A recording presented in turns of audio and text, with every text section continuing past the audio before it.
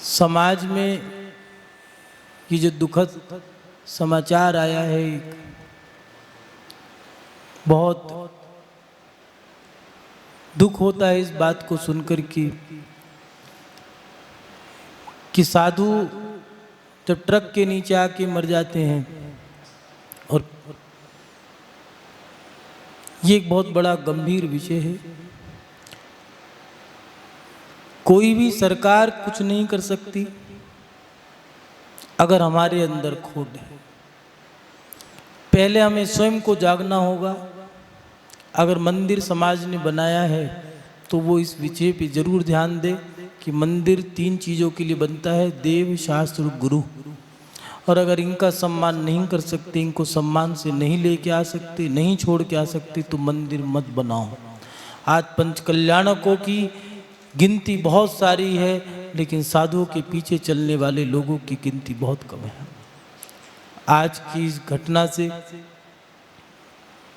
मन बड़ा दुखी है, बहुत आघात पहुंचा है। हर साल कोई ना कोई घटना सुनने में आ जाती है। अभी पूर्व में गुजरात में आचार्य भगवंत सुनील सागर जी के संघ की आरिका, और इस साल आचार्य श्री विद्यासागर जी के संघ की 2 आरिका, और 2 तो चली गईं। जो घायल हैं उनका जीवन कैसे बीतेगा। महानुभाव, मैं आज समाज से इतना ही कहना चाहूँगा कि जागृत हो जाओ। जिस समाज में गुरुओं का सम्मान नहीं है, उस समाज का पतन जरूर होता है। अभी भी देर नहीं, कुछ बिगड़ा नहीं है, जाग जाओ। दूसरी बात, सरकार से इतना ही कहना चाहेंगे कि सरकार थोड़ा ध्यान दे।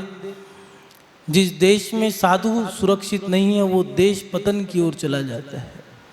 इसलिए सरकार साधु के लिए जो एक सर्विस लाइन, पगडंडी जिसे कहा करते थे, जो सर्विस लाइन है, उसको सुरक्षित रखें। ये जरूरी है। अगर साधुओं की सुरक्षा नहीं होगी तो देश खतरे में रहेगा। क्योंकि देश का जब बुरा समय आता है, तब कोरोना, इतिहास साक्षी है, चाहे कोरोना की महामारी हो, चाहे प्लेग की महामारी हो, चाहे भुखमरी फैली हो, आपदा आई हो, संकट आए हों, चाहे बड़े बड़े विशाल युद्ध हों, तब साधु संतों ने, महात्माओं ने विश्व शांति महायज्ञ करके, उपवास के माध्यम से, साधना के माध्यम से, आराधना के माध्यम से देश में उस अराजकता को दूर करने के उपाय किए। मैं भारत की सरकार, मोदी जी की जो सरकार है, उससे इतना कहना चाहूँगा कि अपने जीवन में कितना भी पुरुषार्थ जरूर करें कि जो साधु पग बिहारी हैं, जरूरी नहीं दिगंबरी साधु हों, साधु किसी भी धर्म का हो, उसकी सुरक्षा होनी जरूरी है। महानुभाव, ये गंभीर विषय है। जिस देश में साधु सुरक्षित नहीं है, वो देश किस दिशा में जाएगा। और जिस समाज में गुरु सुरक्षित नहीं है, वो समाज किस दिशा में जाएगा। विचार करने वाली बात है। सभी लोग जागरूक हों।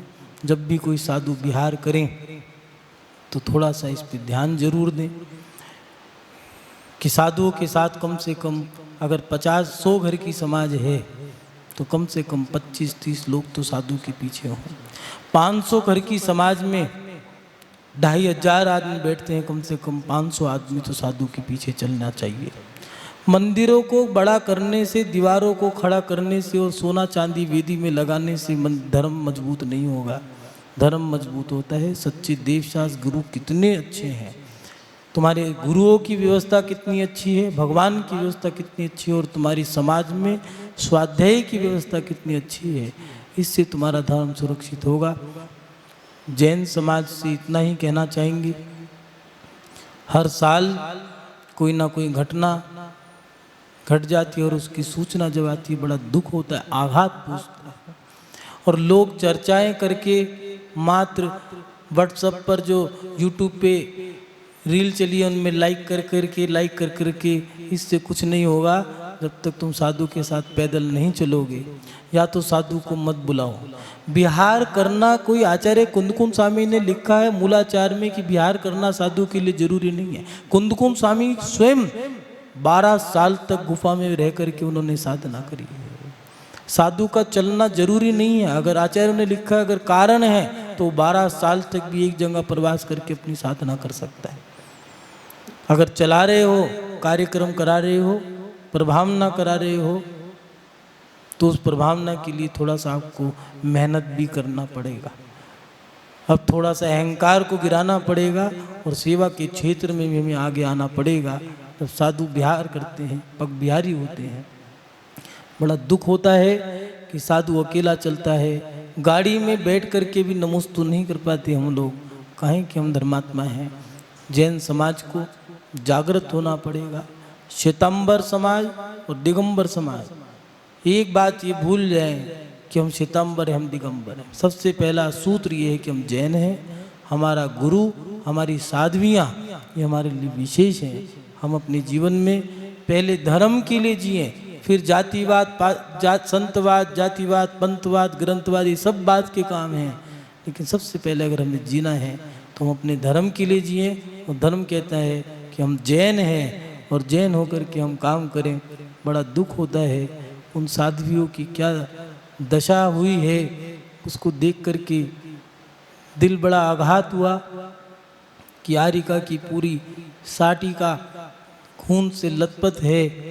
हम मोबाइल पर रील देख करके सो जाते हैं, साधु ट्रक के नीचे आके मर जाते हैं। क्या जरूरत है लाने की? अरे उनकी दाल रोटी में कोई कमी नहीं है, तुम नहीं खिलाओगे तो वो खिलाएगा। लेकिन जब उनको चला रहे हो तो थोड़ी सी व्यवस्था तो साथ होनी चाहिए। अगर 2 गाड़ी पीछे होती तो ठोकने वाले के अंदर इतनी हिम्मत नहीं होती। 1000 आदमी अगर उनके साथ चल रहा होता तो उनकी जमीन खिसक जाती उसकी हाथ व्यक्ति की। लेकिन कहीं ना कहीं गलतियां हमारी भी है, उसको हमें सुधारना होगा। और जिस व्यक्ति ने ये अपराध किया है, सजा तो क्या दें, जाने वाला तो चला गया, लेकिन शिक्षा बहुत कुछ ले सकते हैं। महानुभाव, जैन समाज चाहे वो दिगंबर हो, श्वेतांबर हो, सभी से ये एक शिक्षा है, ये सूत्र है, आप लोग जरूर धारण करें कि हम कोई भी साधु, चाहे वो दिगंबर हो, चाहे श्वेतांबर हो, दिगंबर साध्वी हो, चाहे श्वेतांबर साध्वी हो, चाहे दिगंबर साधु हो, चाहे श्वेतांबर साधु हो, जब मार्ग पर पग विहार कर रहे हों तो मैं उनके पीछे चल कर के उनका विहार पहले कराना है। क्योंकि जो ये सब तुम पे वैभव है, ये सारा वैभव उनकी ही कृपा से है। मकान के बाहर लिखवाया है गुरु कृपा, दुकान के बाहर लिखवाया गुरु कृपा, विजिटिंग कार्ड पे लिखवाया गुरु कृपा, मोबाइल में डीपी लगाया गुरु कृपा, गाड़ी पे लिखवाया गुरु कृपा, और गुरु मर रहे हैं। हमें होश नहीं है। ये छल कपट मत करो, क्योंकि छल कपट का कर्म बहुत बड़ा होता है। मैं उन नारिकाओं के लिए यही भावना भाता हूँ कि वो जिस गति में गई हों वो शांति को प्राप्त हो और शीघ्र अपनी आत्मा का कल्याण कर सकें, उन्हें अच्छे से मनुष्य पर्याय में जन्म लेकर के अपनी आध्यात्मिक साधना करके फिर पुनः वो अपनी शाश्वत अवस्था को प्राप्त करने का पुरुषार्थ कर सकें। ओम नमः सिद्धिभ्याम्।